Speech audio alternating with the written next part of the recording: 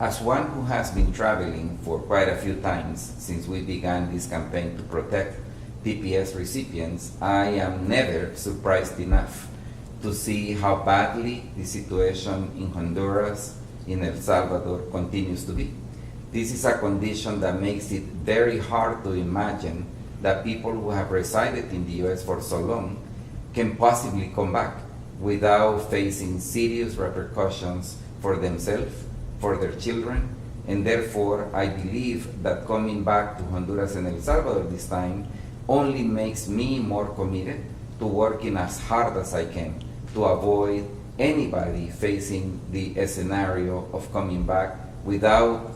that being their will to countries that are far, far from an ideal condition that would allow to have a good reception for these populations if that moment were to come.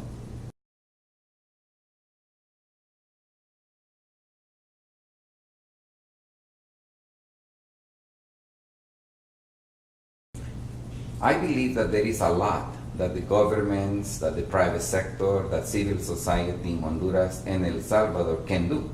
to help people who have been TPS recipients. Beginning with the fact that there is an immense need for legal support for the populations that we are talking about. Just in the case of Salvadorians, nearly 200,000 people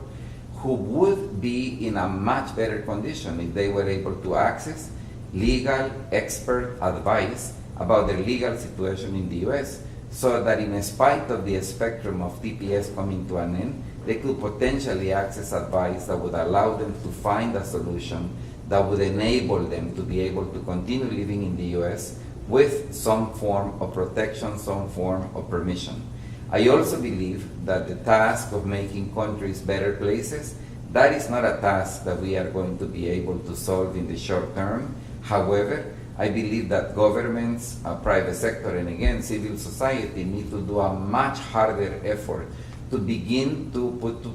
put forward policy proposals that would allow for these countries to become places where there is ample economic opportunity, where there is social progress, where there is public safety, and that requires nothing short from revolutionizing the way things are in Honduras and in El Salvador. And I believe that governments and other actors like the private sector have a big role to play.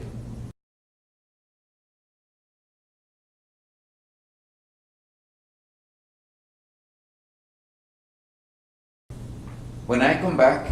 to the States, I live in Chicago, and my job is to be Executive Director of Alianza Americas. I am committed to continue to do everything we can to strengthen the strategy that we've been pursuing the last couple of years to ensure that TPS recipients are informed, that TPS recipients have a way of accessing legal expert advice,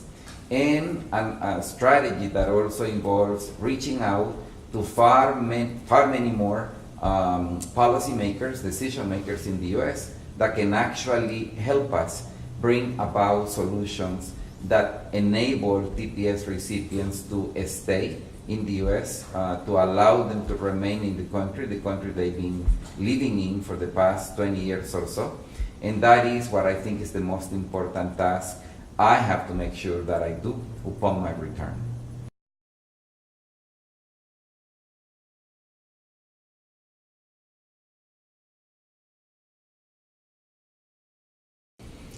I believe that people who are watching this video can help in more than one way.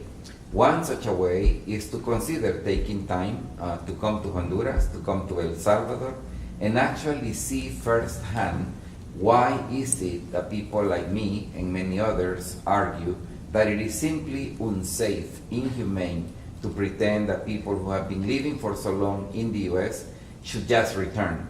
to these countries, which are far from ideal today in as far as people coming back and being safe and having the opportunity to provide an adequate way of life for their relatives. A second very practical way is pull out your checkbook and write a donation, make a donation to Alianza Americas or other organizations that in your opinion are worthy of your support, that are actually doing something to help TPS recipients remain safely in the United States. I also believe that in addition to making a financial contribution, you can actually take time to get to know a TPS recipient, get to know their stories, get to know their difficulties that they are facing, the anxiety that they live with today, precisely knowing that unless we succeed in bringing about a solution for the specific situation, they may be in their way to face a forced return to their countries. And if we believe that 2,500 kids